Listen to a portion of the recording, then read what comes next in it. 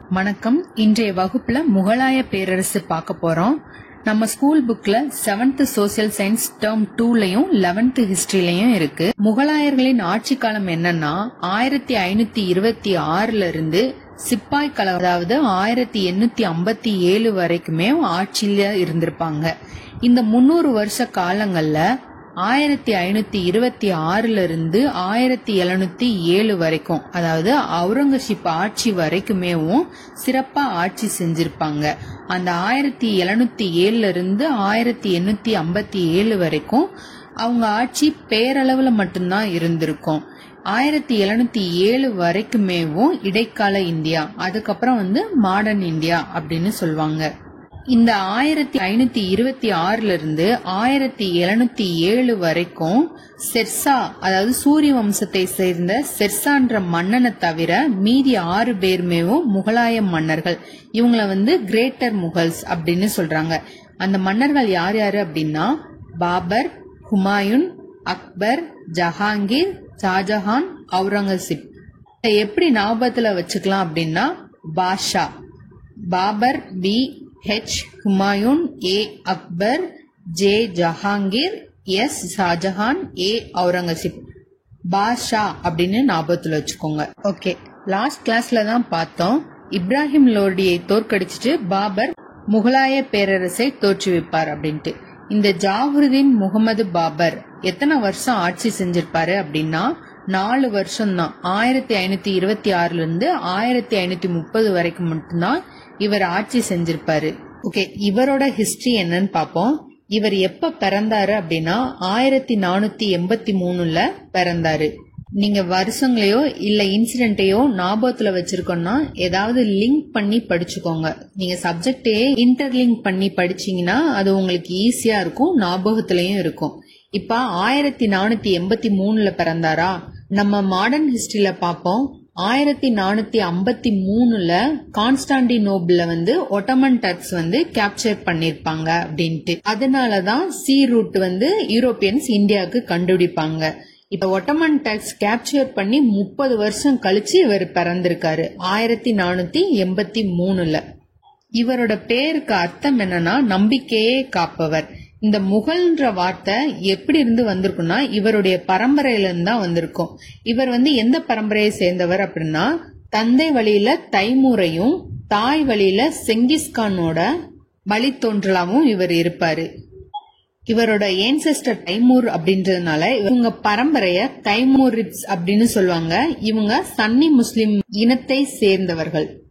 இவரு 11 வயசுலயும் அரியணை ஏறிட்டாரு. எந்த பிளேஸ் அப்படின்னா 2 பிளேஸ் கொடுத்திருக்காங்க. இப்ப 7th ஸ்கூல் புக்ல ஃபர்கானான்னு இருக்கு, 11th ஸ்கூல் புக்ல சாமர்கண்டுன்னு கொடுத்திருக்காங்க. பூனம் தலால்ல 2 பிளேஸும் இருக்கு, ஆனா ஃபர்கானாவோட சுல்தான் அப்படின்னு போட்டிருக்காங்க. சோ 2 பிளேஸ்மேவும் ஞாபகத்துல வச்சுக்கோங்க. ஃபர்கானான்றது ஆப்கானிஸ்தான்ல இருக்கு, சாமர்கண்ட் உஸ்பெகிஸ்தான்ல இருக்கு. இவரு அரியணை ஏறும்போது சென்ட்ரல் ஏசியால இருந்த உஸ்பெக்குகள், அவங்க ஒரு துருக்கிய குழு, அவங்களும் ஈரானை சேர்ந்த சபாவி, இவங்க 2 பேருமே சியா பிரிவை சேர்ந்தவர்கள். இவங்களுக்கும் ஒட்டோமன் டர்க்ஸ், அதாவது மிடில் ஈஸ்ட்ல இருக்கிற ஒட்டோமன் டர்க்ஸ், அவங்க சன்னி முஸ்லிம், இவங்க 2 பேத்துக்கும் ஆல்ரெடி பகைமை இருக்கிறதுனால சண்டை போட்டுக்கிட்டு இருக்காங்க. இந்த சிச்சுவேஷன்ல இவரு அரியணை ஏறாரு. இவர் சின்ன வயசா இருந்ததுனால இவரை உஸ்பெக்கோட சீஃபா இருந்த சிபானி கான் இவரை அரியணையில இருந்து இவரை வெளியேற்றிருப்பாரு. இவர் என்ன பண்றதுன்னே தெரியாது. இவரும் வெளியில 1505ல காபூல கைப்பற்றுவாரு. இனி சென்ட்ரல் ஏசியாவுக்கு போக முடியாது, அதனால ஈஸ்ட் சைடு போவோம் அப்படின்ட்டு இந்தியாவை நோக்கி படையெடுத்து வருவாரு. இவரு 1519ல இருந்து 1524க்குள்ளேயும் ஆப்கானிஸ்தான்ல இருந்து ஹைப்பர் பாஸ் வழியா இந்தியாவுக்கு பேரா, சியால்கோட், லாகூர் இந்த பிளேஸ் எல்லாம் படையெடுத்து வருவாரு. ஆல்ரெடி இவருக்கு இந்தியா மேல ஒரு கிரேஸ் இருந்துச்சு. இதுல இப்ராஹிம் லோடியோட மாமா, அப்புறம் பஞ்சாப் கவர்னர் தௌலத் கான் லோடி, மேவாரின் ராணா சிங், இவருங்க எல்லாம் போய் இவரை பார்த்து வாங்க இந்தியா மீது படையெடுத்து வாங்கன்னு கூப்பிட்டதும் இவரும் ஒடியாந்துருவாரு. அதான் முதலாம் பானிபட் போர் நடக்குது. இப்ராஹிம் லோடிய தோற்கடிக்கிறாரு. எப்போ அப்படின்னா 21 ஏப்ரல் 1526. பானிபட் போர்ல இவரோட படையில மொத்த 12,000 சோல்ஜர் தான் இருந்தாங்க. ஆனா இப்ராஹிம் லோடியோட சோல்ஜர் 1,00,000 பேர் இருந்தாங்க. 1,00,000 பேர் இருந்தாலும் இவர் தான் ஜெயிச்சிருப்பாரு. ஏன், அதுக்கான காரணம் என்ன அப்படின்னா பீரங்கி படைய இவர் யூஸ் பண்ணியிருந்திருப்பாரு. இந்தியாவில இதுக்கு முன்னாடி வரைக்குமேவும் வெடிமருந்து யூஸ் பண்ணது கிடையாது. இவரு தான் ஃபர்ஸ்ட் பானிபட் போர்ல யூஸ் பண்ணிருப்பாரு. இந்த கன் பவுடரை முதலில் கண்டுபிடித்தவர்கள் யாரு அப்படின்னு பார்த்தோம்னா சீனர்கள். 13ஆம் நூற்றாண்டில் கண்டுபிடிச்சிருப்பாங்க. லாஸ்ட் கிளாஸ்ல தான் பார்த்தோம், சீனர்கள் 13th செஞ்சுரியில கண்டுபிடிச்ச நூற்பு சக்கரம் மற்றும் பேப்பர் மேக்கிங் டெக்னாலஜி யார் மூலமா இந்தியாவுக்கு வந்துச்சு அப்படின்னா சுல்தானியர்கள் மூலமா. கன் பவுடர் முகல்ஸ் மூலமா இந்தியாவுக்கு வந்திருக்கு. இவரோட படையில துப்பாக்கி வீரரா உஸ்தத் அலி மற்றும் முஸ்தபா 2 பேரும் இருந்திருக்காங்க. இவரு பீரங்கி படைய யூஸ் பண்றதோட மட்டும் இல்லாம துல்க்மா மெத்தடையும் யூஸ் பண்ணிருப்பாரு. துல்க்மா மெத்தட்னா ஒன்னும் இல்ல, மராத்தாஸோட கொரில்லா போர் முறை மாதிரிதான், மறைஞ்சிருந்து தாக்குறது. அதனாலதான் இவர் 12,000 சோல்ஜரை வச்சுட்டே 1,00,000 சோல்ஜரை ஜெயிச்சிருப்பாங்க. இப்ப போர்ல ஜெயிச்சு இந்தியாவில ஆட்சியை நிறுவிட்டாரு. சிக்கந்தர் லோடி டெல்லியில இருந்து ஆக்ராவுக்கு கேபிட்டலா சேஞ்ச் பண்ணுவாரு. அதுக்கப்புறமே டெல்லி சுல்தானோட கேபிட்டலா இருக்கும்.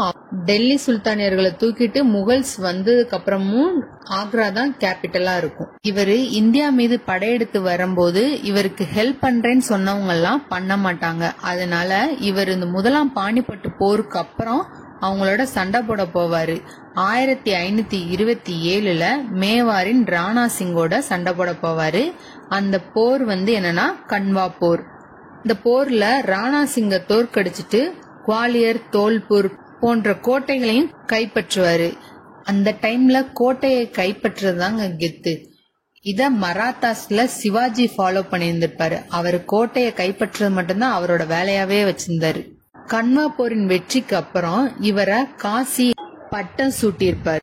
1528ல சந்தேரி போரில் மாலவத்தின் அரசன் மேதினி ராய தோற்கடிப்பாரு. 1529ல பேட்டில் ஆஃப் காக்ரா. காக்ரான்றது கங்கை ஆற்றோட துணையாறு. லெப்ட் ட்ரிபியூட்ரியா ரைட் ட்ரிபியூட்ரியான்னு கமெண்ட் பண்ணுங்க. இப்ராஹிம் லோடியோட தம்பி முகமது லோடி கூட போரிடுவாரு. போரிட்டு ஜெயிச்சிருவாரு. எல்லா பகுதிகளையும் வென்றதுனால இவரையும் எம்பரர் ஆஃப் ஹிந்துஸ்தான் அப்படின்னு சொல்லிக்கிட்டாரு. துசிகி பாபரி, பாபர் நாமா அப்படின்ற சுயசரிதைய இவர் எழுதியிருந்திருப்பாரு. சுல்தான் பீரியட்ல யாரு ஃபர்ஸ்ட் சுயசரிதை எழுதான்னு பார்த்தோம், ஃபெரோஸ் துக்ளக். முகல்ஸ்ல ஃபர்ஸ்ட் இவர் எழுதின அந்த சுயசரிதை நூல அக்பர் வேண்டுகோளுக்கு இணங்க அப்துல் ரஹீம் பெர்ஷியன்ல டிரான்ஸ்லேட் பண்ணுவாரு. இங்கிலீஷ்ல யார் டிரான்ஸ்லேட் பண்ணிருப்பாங்க அப்படின்னா வில்லியம் எர்க்சின் அண்ட் லைட்டன். பிரெஞ்சுல பாவட்டி கோட்லி. இவர் தான் சார்பாக் சிஸ்டத்தை இன்ட்ரோடியூஸ் பண்ணிருப்பாரு. சார்பாக் சிஸ்டம்ன்றது நாற்கரம் தோட்டம் அமைத்து அங்க ஃபவுண்டைன் வைக்கிறது. இத நம்ம தாஜ்மஹாலுக்கு முன்னாடி கூட பார்க்கலாம். இவர் வெற்றி பெற்ற பகுதியெல்லாம் ஒருங்கிணைக்கிறதுக்கு முன்னாடியேவும் 1530ல இறந்து போயிருப்பாரு. இவர் இறக்குறதுக்கு முன்னாடியேவும் இவரோட பையன் ஹுமாயூன வாரிசா அறிவிச்சிருப்பாரு. பாபருக்கு அப்புறம் அவர் பையன் ஹுமாயூன் ஆட்சிக்கு வருவாரு. இவர் பேர்ல மட்டும்தான் நல்வாய்ப்புன்னு இருக்கும். இவருக்கு நல்வாய்ப்பே கிடைச்சிருக்காது. பாபர் ஆசைப்பட்ட மாதிரியே இவரோட தம்பிங்களுக்கு ஆட்சி பகுதியை பிரிச்சு கொடுத்திருப்பாரு. கம்ரானுக்கு காபுல் காந்தஹார்ன்ற பிளேஸையும், ஹிண்டாலுக்கு மேவத் பிளேஸையும், அஸ்காரிக்கு சம்பலும் கொடுத்திருப்பாரு. இவரோட ஆட்சி பகுதியில இவருக்கு எதிரா 2 அரசர்கள் இருந்தாங்க. ஒன்னு குஜராத்தை சேர்ந்த பகதூர் ஷா. பகதூர் ஷாவை தோற்கடித்து குஜராத் பிளேஸ அஸ்காரிகிட்டே கொடுத்துருவாரு. இன்னொன்னு யாரு அப்படின்னா செர்சா. அவர் ஆப்கானியர். 1532ல தௌரான்ற பிளேஸ்ல செர்சாவோட போரிட்டு சுனார் கோட்டையை முற்றுகையிட்டுவாரு. 4 மாசத்துக்கு அப்புறம் செர்சா கொடுத்த பொய்யான வாக்குனால கோட்டையை முற்றுகையிட்டத விட்டுட்டு போயிருவாரு. இதுக்கப்புறம் அவரு தீன்பனா அப்படின்ற ஒரு புதிய சிட்டியை உருவாக்குறதுல டைம் ஸ்பெண்ட் பண்ணிருப்பாரு. அதுக்கப்புறம் இவரு சுனார் கோட்டையை கைப்பற்றுறதுக்காக வங்கத்துக்கு புறப்பட்டு கிளம்புவாரு. அவரோட தம்பி ஹிண்டால் கிளர்ச்சி செய்யற நியூஸ் தெரிஞ்சதும் அவர் திருப்பி வந்துருவாரு. வர்ற வழியில சவுசான்ற பிளேஸ்ல செர்கான் ஹுமாயூனை தோற்கடிச்சிருவாரு 1539. அதுக்கப்புறம் கன்னோசி போர், அத பில்கிராம் போர் அப்படின்னு சொல்லுவாங்க. 1540 ஹுமாயூன் படைய மொத்தமாவே தோற்கடிச்சிட்டு ஷெர்ஷா அடுத்த ஆட்சிக்கு வருவாரு. 1540 இருந்து 1555 வரைக்குமேவும் ஷெர்ஷாவும் அவரோட பையனும் ஆட்சி செய்வாங்க. அது வரைக்கும் இவர் என்ன பண்ணுவாரு அப்படின்னா நாடோடியா அலைஞ்சுகிட்டு இருப்பாரு. அந்த டைம்ல தான் அக்பர் பிறப்பாரு. அதுக்கப்புறம் சா தாமஸ் அப்படின்றவரோட ஹெல்ப்னால திருப்பி டெல்லிய 1555 கைப்பற்றுவாரு.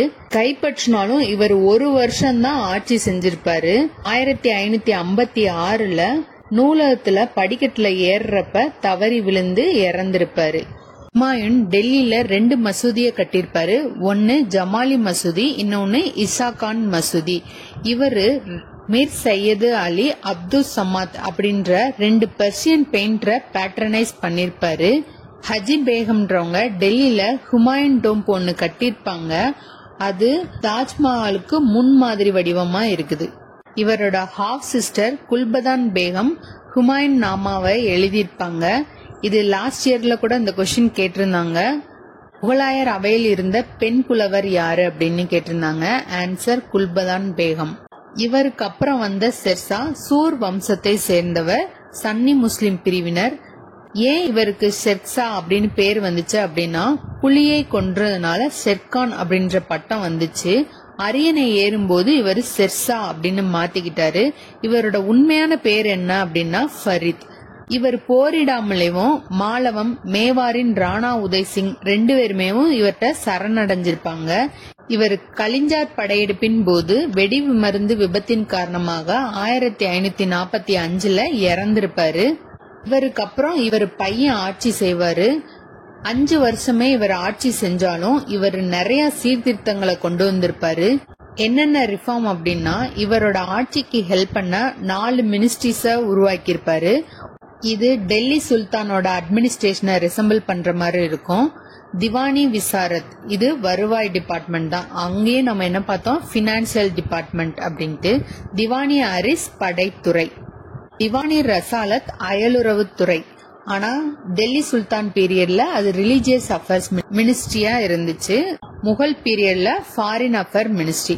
திவானி இன்சான்றது தகவல் தொடர்பு துறை. இவரோட அட்மினிஸ்ட்ரேஷன் எப்படி இருந்துச்சுன்னா ரொம்ப சென்ட்ரலைஸ்டு அட்மினிஸ்ட்ரேஷனா இருந்துச்சு. கிராமங்கள்ல களவு போன பொருளுக்கு கிராம தலைவர் தான் பொறுப்பு அப்படின்னு சொன்னதும் கிராம தலைவர்கள் ரொம்ப எச்சரிக்கையாவே செயல்பட்டாங்க. இவர் பீரியட்ல கிராம தலைவர்களை முகத்தம் அப்படின்னு சொல்லுவாங்க. இவரோட வாசகங்கள்லாம் என்னன்னா விவசாயி சீர்குலைந்தால் அரசன் சீர்குலைவான் அப்படின்னு நம்பினாரு. படையெடுத்து செல்லும் போது பயிர்களுக்கு சேதம் ஏற்படக்கூடாதுன்னு அப்படின்னு நினைச்சாரு.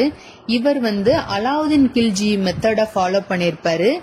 நிலத்தை அளந்து அதற்கேற்ப வரி நிர்ணயம் செய்தார். இவர் இந்த வருவாய் முறையில 2 சிஸ்டத்தை இன்ட்ரோடியூஸ் பண்ணிருப்பாரு. ஒன்னு பட்டா, இன்னொன்னு காபுலியத். பட்டால விவசாயிகள் எவ்வளவு அமௌண்ட் பே பண்ணணும் அப்படின்னு இருக்கும். காபுலியத் அப்படின்றது சில இடங்கள்ல இவர் ஜாகிர்தாரி சிஸ்டத்தை அலோவ் பண்ணியிருந்தாரு. காபுலியத் அப்படின்றது ஜாகிர்தார்களுக்கும் பெசன்ட்டுக்கும் எவ்வளவு அமௌண்ட் இல்லைன்னா எவ்வளவு ரெண்ட் பே பண்ணணும் அப்படின்றத அக்ரிமெண்டா இருந்தது. தாம் என்ற காப்பர் காயினையும் இவர் தான் இன்ட்ரோடியூஸ் பண்ணிருப்பாரு. இவர் பீரியட்ல தான் சில்வர் ருபாயா காயினை இன்ட்ரோடியூஸ் பண்ணுவாரு. இந்த ருபாயா காயினுக்கு மெஷர்மெண்ட் இருக்கும். 176 கிரெயின் சேர்ந்தது 1 ருபாயா. இவருடைய நாணய முறையை தான் முகல் பீரியட் ஃபுல்லுமே ஃபாலோ பண்ணாங்க. இவர் ட்ரேட் நல்லா நடக்கணுன்றதுக்காக டாக்ஸ் எல்லாம் ரொம்ப சிம்பிளிஃபைட் பண்ணிருப்பாரு. இவர் ட்ரேடுக்காக பழைய சாலைகளை ரீஸ்டோர் பண்ணதோடு இல்லாம புதிய சாலைகளையும் உருவாக்கியிருப்பாரு. இந்த ஹைவேஸ ரீஸ்டோர் பண்ணிருப்பாரு அப்படின்னா சோனார்கண்ட் டு சிந்த், இது அசோகரால் ஏற்படுத்தப்பட்ட கிராண்ட் ட்ரங்க் ரோட இவர் ரீஸ்டோர் பண்ணிருப்பாரு. லாகூர் டு முல்தான் சாலையை இவர் ஏற்படுத்தியிருப்பாரு. வணிகர்கள் தங்குவதற்காக இவர் சராய் அப்படின்ற பிளேஸ ஏற்படுத்தி இருந்திருப்பாரு. இன்ன வரைக்குமே சில சராய் இருக்குது. டில்லிக்கு பக்கத்துல ஒரு சிட்டியை உருவாக்கி இருப்பாரு. அது புராண கிலா. இவருடைய கல்லறை மாடத்தை வந்து சசாரம் என்னுமிடத்துல கட்டியிருக்காரு. இவருக்குன்னு ஒரு பர்சனல் ராயல் ஃபோர்ஸ் இருந்துச்சு, அத காசா கைல் அப்படின்னு சொல்றாங்க. இவருக்கு அப்புறம் இவர் பையன் வந்திருந்தாலும் அவர் திறமை குன்றியவரா இருந்ததுனால திருப்பி வந்து ஹுமாயூனோட பையன் அக்பர் அரியணை ஏறுவாரு. 1556 ஜலாலுதீன் அக்பர் ஆட்சிக்கு வருவாரு. இவர் அரியணை ஏறும்போது இவரோட வயசு வந்து 14. அதனால இவருக்கு பைரம் கான் ஆட்சி செய்யறதுக்கு உறுதுணையா இருப்பாரு. முகல்ஸ் பீரியட்ல இவருக்கு முன்னாடி வரைக்கும் ஆக்ரா தலைநகரமா இருந்துச்சு. இவர் வந்து பதேபூர் சிக்ரின்ற ஒரு சிட்டியை உருவாக்கி அதை கேபிட்டலா மாத்துவாரு. ஆப்கானிய அரசர் ஷெர்ஷாக்கு அப்புறம் முகலாயர் அக்பர் வந்து ஆட்சியில இருக்கிறது ஆப்கானியர்களுக்கு பிடிக்காது. அதனால ஷெர்ஷாவின் வழிவந்த ஆப்கானிய அரசன் அடில்ஷாவோட படை தளபதி ஹெமு என்ன பண்ணுவாரு அப்படின்னா, ஃபர்ஸ்ட் குவாலியரை கைப்பற்றிடுவாரு. அதுக்கப்புறம் ஆக்ராவை நோக்கி நகர்வாரு. அப்ப வந்து 2ஆம் பானிபட் போர் நடக்கும். இதுல ஹெமு தோற்கடிக்கப்படுவார்.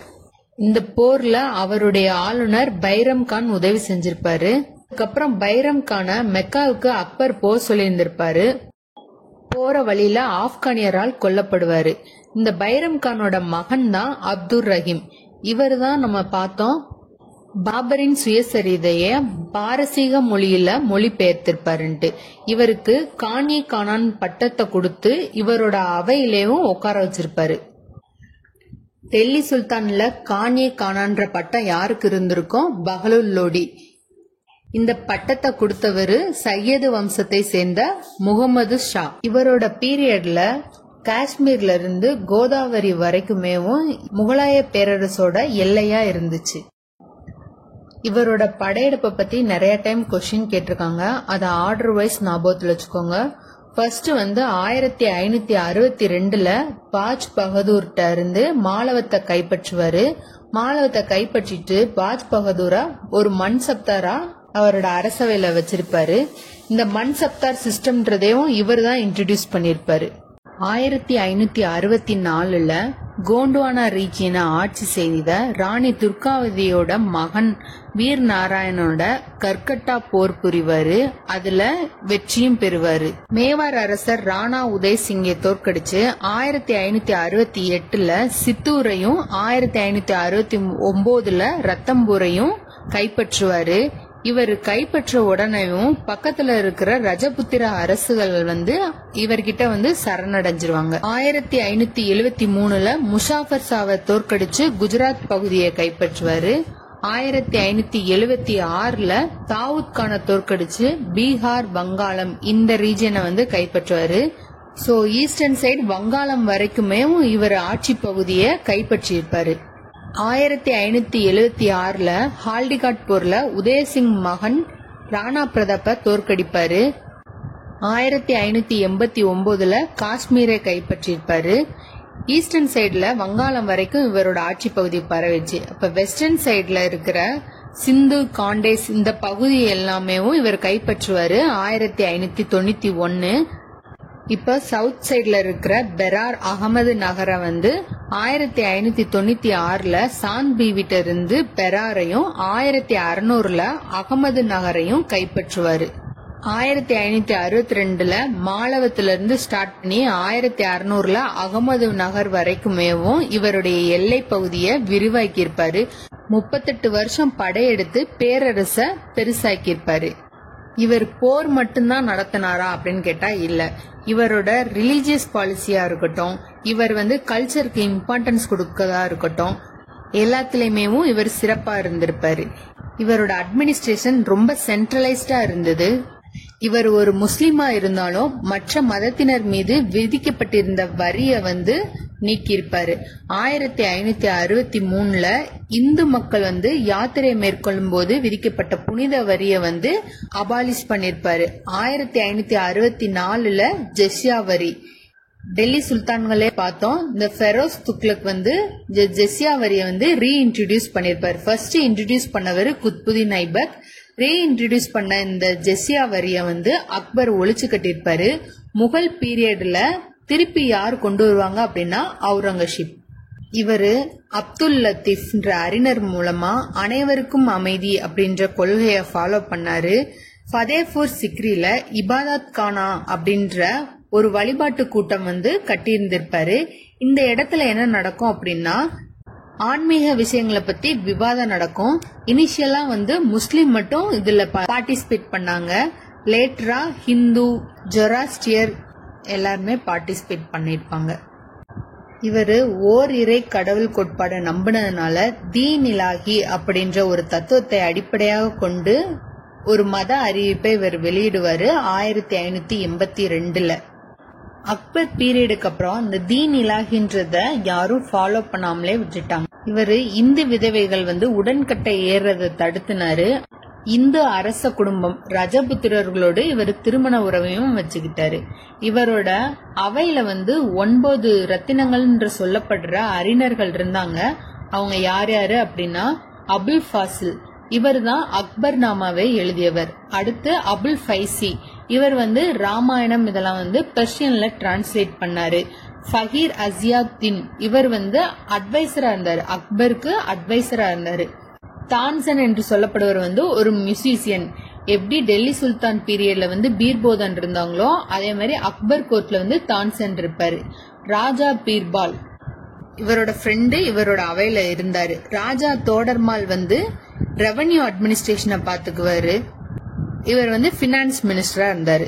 ராஜா மான்சிங், இவர் ஒரு மன்சப்தார். ராஜா பகவன் தாஸோட பையன். அப்துல் ரஹீம் பைரம் கானோட பையன், கானி கானான்ற பட்டத்தோட இவரோட அவையில இருப்பாரு. மிர்சா அசீஸ் கோஹா, இவர் குஜராத்தோட சுபேதாரா இருந்தாரு. கான்யி ஆசாம் அப்படின்னு இவரை சொல்றாங்க. ஓகே, இது வரைக்கும் அக்பர் வரைக்கும் பார்த்திருக்கோம். இனி இதோட ப்ரீவியஸ் இயர் கொஸ்டின் பார்ப்போம். ஓகே, இந்த கொஸ்டின்ல பாருங்க, ஆர்டர் வைஸ் கேட்டிருக்காங்க. First death of Humayun. அவர் இறந்ததுக்கு அப்புறம் தான் 2வது பானிபட் போரே நடக்கும். ஆனா ரெண்டுமே ஒரே வருஷம் தான். Third building at Fatehpur Sikri, இது 1571ல இதை உருவாக்கிட்டு ஆக்ரால இருந்து இதை தலைமையிடமா மாத்திருப்பாரு. ஃபோர்த் ஒன் ப்ரொக்ளமேஷன் ஆஃப் தீன் இலாஹி, இத 1582 அனௌன்ஸ் பண்ணுவாரு. இதுக்கு முன்னாடி 1575ல இபாதத் கானா அப்படின்னு ஒன்னு வழிபாட்டு கூடத்தை கிரியேட் பண்ணுவாரு. அங்க நடக்கிற விவாதங்களை பார்த்துட்டு இவரு அத 1582ல ஸ்டாப் பண்ணிட்டு ஓர் இறை கொள்கையா தீன் இலாஹிய அனௌன்ஸ் பண்ணிருப்பாரு. So answer 1, 2, 3, 4 option B. இந்த கொஸ்டின்லயுமே மேட்ச் த ஃபாலோயிங் கேட்டிருக்காங்க. First battle of Panipat 1526, battle of Ghaghra 1529, third second battle of Panipat 1556. First பேட்டிலுக்கும் செகண்ட் பேட்டிலுக்கும் 30 வருஷம் கேப். அது 1526, இது 1556. Battle of Khanwa 1527. பாபரோட போர் என்னன்னா கன்வா, அதுக்கப்புறம் சந்தேரி, அதுக்கு அடுத்துதான் காக்ரா. 1527ல இருந்து 29 வரைக்கும். இந்த ஆர்டரை ஞாபகத்தில் வச்சுக்கோங்க. So answer B. இந்த கொஸ்டின்ல என்ன கேட்டிருக்காங்க அப்படின்னா, last battle of Babur fought against the Afghans. Answer battle of Ghaghra. 1529ல இப்ராஹிம் லோடியோட சகோதரரான முகமது லோடி கூட ஃபைட் பண்ணியிருப்பாரு. பானிபட் போரில் பாபரின் ராணுவத்தில் இருந்த தலை சிறந்த துப்பாக்கி வீரர் நம்ம ஃபர்ஸ்ட் பார்த்தோம். உஸ்தட் அலியும் முஸ்தபா 2 பேருமே. During the rule of Humayun, Bihar was under the control of யார்கிட்ட இருந்துச்சு அப்படின்னா ஷெர்கான்ட்ட இருந்துச்சு. இவர் தான் சூர் வம்சத்தை ஸ்டார்ட் பண்ணிருப்பாரு. மேக்சிமம் அக்பர் பத்தின கொஸ்டின்ஸ் தான் கேட்டிருக்காங்க. இது அவரோட பீரியட்ல நடந்தத ஆர்டர் வைஸ் கேட்டிருக்காங்க. First abolition of jizya. Jizya வரிய 1564ல ஒழிச்சிருப்பாரு. அபாலிஷன் ஆஃப் பில்கிரிமேஜ் டாக்ஸ், இந்த சமயத்துல புனித வரிய 1563ல ஒழிச்சிருப்பாரு. ஃபர்ஸ்ட் என்ன பண்ணா போர்க்கைதிகளை அடிமையாக்குறத 1562லயும், ஃபால் ஆஃப் பைரம் கான். பைரம் கான் இவருக்கு பாதுகாவலரா இருந்தவர். அவர் 1560ல தவறிடுவாரு. So answer A. Next question, அக்பரோட படையெடுப்பை பத்தி கேட்டிருக்காங்க. காஷ்மீர 1589, காபூல்ல 1585, காந்தஹார் வந்து 1595, கடைசியா தான் சவுத் சைடுல வருவாரு அகமது நகர் வந்து 1600. ஸோ ஆன்சர் வந்து பி. இந்த கொஸ்டின் பாருங்க, கூற்று Akbar approach his subject with liberal ideas. Correct. காரணம் வந்து அக்பரது ஆசிரியர் அப்துல் லத்தீப் அக்பருக்கு சுல்கி குல் என்ற கொள்கையை போதித்தார். கரெக்ட். சுல்கி குல் அப்படின்றது என்னன்னா அனைவருக்கும் அமைதி. சோ ரெண்டுமே கரெக்ட். கூற்றுக்கான சரியான விளக்கம், அக்பரின் அவையில் இடம்பெற்றிருந்த யார் வந்து ஆக்ராவின் பார்வை திறனற்ற பாடகன் அப்படின்னு அறியப்பட்டார் அப்படின்னா சூர்தாஸ். இந்த கொஸ்டின்ல என்ன கேட்டிருக்காங்கன்னா, இஸ்லாம், இந்து சமயம் உள்ளிட்ட பல்வேறு சமயங்களை சார்ந்த கூறுகள் தன் கல்லறையில் இடம்பெற வேண்டுமென வலியுறுத்தியவர் அக்பர் தான். அக்பர் காலத்தில் இங்கிலாந்தை ஆட்சி செய்தவர் முதலாம் ராணி எலிசபெத். இவங்க கொடுக்கிற பட்டயத்தின் மூலமா தான் ஆங்கிலேயர்கள் இந்தியாவிற்கு வணிகம் செய்ய 1600 கிட்ட வருவாங்க. தீன் இலாகியை ஏற்றுக்கொண்ட அக்பரின் அவையில் இருந்த ஒரே இந்து அரசவையினர். தீன் இலாகி அப்படின்றது என்னன்னா ஓரிரை கொள்கை வழிபாடு. இதை அக்செப்ட் பண்ணவர் ராஜா பீர்பால். அயனி அக்பரியை எழுதியவர் யார்? அபுல் ஃபாசில். இவரும் நவரத்னங்கள் சொல்லப்படுற அக்பர் அவையில இருந்தவங்கள இவர் ஒருத்தர். அக்பர் வரைக்கும் பார்த்திருக்கோம், மீதிய நாளைக்கு பார்ப்போம்.